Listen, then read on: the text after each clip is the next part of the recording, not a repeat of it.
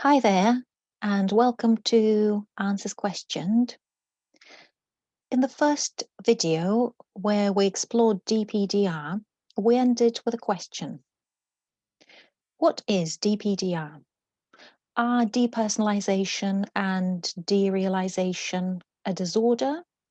Or could we see both as a stepping stone on the path to personal growth and realization? We talked about the common symptoms of a dissociative disorder, such as feeling disconnected from yourself and the world around you, feeling uncertain about who you are, and the feeling that the world around is unreal. And also, we talked about the feeling of being outside yourself and observing your actions, feelings, or thoughts from a distance. We talked about the fact that the DPDR symptoms and the weird relationship with the self that are so terrifying appear to be something that people actually aim for in and through spiritual practice. And we talked about the Buddha and what he taught about the non-self, claiming that self was an illusion, and modern psychology tends to agree. It also says that self is an illusion, and it causes pain and suffering to us, according to the Buddha. It stops us from seeing the truth, but the mind can be freed from it. And the non-self brings perfect peace and true happiness. So why is it that the non-self idea is so important in Buddhism? Here's a quote from one of the Buddhist teachers. And it says, the reason Buddhists emphasize the lack of independent self is to help each one of us get past the narcissistic devotion we normally feel toward our body and the deluded belief that the body proves that there is some absolute self. Attachment to the self is the root of all delusion. It produces anger and greed and keeps us bound firmly to ignorance. Contemplation will teach us how to break the bonds of self-love. To understand the idea of non-self a bit better, I'm going to go through some of the key points from the course called Buddhism and Modern Psychology. It's available for free on Coursera, so if you're interested, maybe give it a go. And this course is good for people who are not keen on the purely spiritual dimension of self and want to know how it's understood by secular psychology as well. The course was designed by Professor Robert Wright, and he used to teach at Princeton University. And he's always been interested in religion and human nature and the evolution of religion and the evolution of the human brain and how it's shaped our psychology over many hundreds of thousands of years. So in a nutshell, what Wright is saying in the course is that the human brain is not designed to see the truth per se. If it serves us evolutionary to have a delusion, then that's what the brain does. So if seeing or believing that I'm seeing snakes everywhere helps me survive because I stay hypervigilant, then so be it. That's what the brain does. It sees threat and danger everywhere, regardless of whether that's actually true or not. So we may say that having a strong or a stronger sense of self is normal, in inverted commas, and healthy. Or on the other hand, having problems with the self in DPDR is wrong and unhealthy. But Buddhism and evolutionary psychology may disagree with this belief. So what are some of the difficulties with having a strong sense of self and seeing the world as real in inverted commas, as opposed to unreal in inverted commas, as seems to be the fact in DPDR? So the problem with the self is that it has a tendency to label things, just like in our snake example. The mind needs to label things. Snake, bad. Fruit, good, because it would have served us well in the past. However, we carry on with that tendency and we begin to label and just label anything and everything. So right refers to some wonderful and entertaining research and studies in his course. And in one of such studies, the researchers asked people to give a description to the things that they were presented with. And one of the question was, is a refrigerator good or bad? Well, the question may appear to be insane, but it turns out we do have a label, good or bad, for a refrigerator and pretty much any and every object, person, place, or event under the sun. Because the brain assigns meaning to things and people through strong feelings. I like, I don't like, therefore it's either good or bad from where I stand. Any other issues with my sense of self? Well, psychologists, as well as the Buddha, tell us that we create stories and then we believe the stories that we've made up. And they tell us that we also have stories about our motivation, as if needing to convince the world that there's coherence to our actions. Many stories serve self-promotion, and we don't actually understand our motivation. So once again, going back to the symptoms of DPDR, where I can't make any sense of the self and the world, one could argue that that's a more accurate and more honest picture or assessment of our relationship with the self and the world. So what have Buddhism and modern psychology got to say about that? Well, they say that we are born into the world of misconceptions that are causing suffering to self and others. I can only see the world through multiple screens, the screens of subjective evaluation, and I can only see the world with that ongoing commentary in my head. But meditation seeks to move beyond that. And interestingly enough, derealization seems to offer a similar kind of experience of detachment from familiar mental commentary and labeling. What Buddhism suggests is that I can liberate myself from my obsession with the self. And the question is it something that a person with DPDR will be able to relate to and relate to it really well?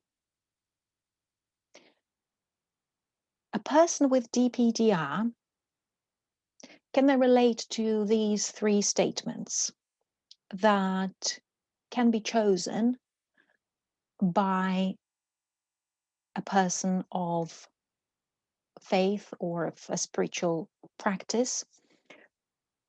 These three statements can become part of your meditation And it is about repeating these three. This is not mine. This is I am not. This is not myself. So the three statements are meant to help me to move beyond the self and trying to label everything. This body is mine, I like or I don't like. This child or this car or this phone are mine, I worry about them or I don't care, I like, I don't like, I hold on, I drop, on it goes. But we say, this is a bit strange, this trying to walk away from the self and claiming that maybe it doesn't even exist. Isn't there some form of a CEO in my head that is rational and reasonable and controls my thoughts, emotions, and actions and chooses what's right?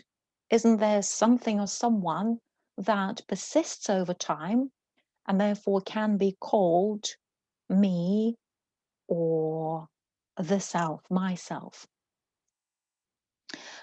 Modern psychology says, well, maybe there is, but maybe there isn't. And there's lots of different theories around this idea, but Wright picks and focuses on the idea of the modular view, which claims that there's no single author to any of our actions. And instead, we have different modules in the mind, and they're not reporting to a department head, but run as self-organizing systems. And we have different modules, and they're responsible for different jobs or tasks. And they cover areas like self-protection, mate attraction, mate retention, affiliation, kin care, status, and disease avoidance. So what's the relationship between this approach, the modular view theory, and meditation? Well, if we, for the sake of the argument, accept the idea that we've got those modules in our heads and that they pretend or appear to be the self while they are dominant, but are actually not the self and the self doesn't exist, then it may be helpful for us to try and see what it is that happens in our minds. And Buddhism says we are fixated on clinging and aversion. And this is how any normal, in inverted commas, or average person actually lives, unless someone suffers from a more severe form of mental distress or condition like DPDR. Unless we've got a big issue like that, we call this insane existence based on clinging and aversion good mental health. Buddhism says this is so, but you don't have to live that way. And there's no module that you have to be. Buddhism suggests just staying with the craving, noticing emotions and physical sensations, staying with the aversion, and through that, through the distancing process, gaining some control over it by acknowledging that it's pretty impossible to have any control actually over those modules. So if we go back to depersonalization, which is when you have the feeling of being outside yourself and observing your actions, feelings, or thoughts from a distance. If we go back to that and now try and relate it to the idea of the self or non-self, is there any way that this experience can be worked on, worked with, and transformed into a source of learning and greater understanding of the self and the world? Is it possible that DPDR questions and challenges what we see as normal and healthy, i.e. the evolution-shaped mind that is forever in this passive-aggressive state? Could the DPDR experience be harnessed and channeled in such a way that we begin to see the meaning of having no boundary between this body and the rest of the world? So where evolution tells me that I'm uniquely special, and therefore I need to defend my own self to get my genes into the future, can I live with a different message that actually I am not a separate entity? I belong to and in this world. I understand that if I harm the other, I harm myself, which is what the environmental studies are all about. So could that strange experience that people get in DPDR, could it help me overcome that separation and alienation that are so common in people in our society today? And is there any possibility of my moving away from that and into something different that helps me to see myself as part of the whole and experience that sense of unity and peace and joy? So if we go back to derealization now and remind ourselves that it's about feeling as if the world is unreal, as if people and things are somehow lifeless or foggy. Well, according to modern psychology, there isn't really such a thing as the real, in inverted commas, world out there. There's just stories that we make up about the world. And if we withdraw the story, what would happen then? So painful, overwhelming, terrifying as it may be, is it possible that DPDR offers us a glimpse of that pure existence that isn't loaded with our biased, meaningless narratives about the world?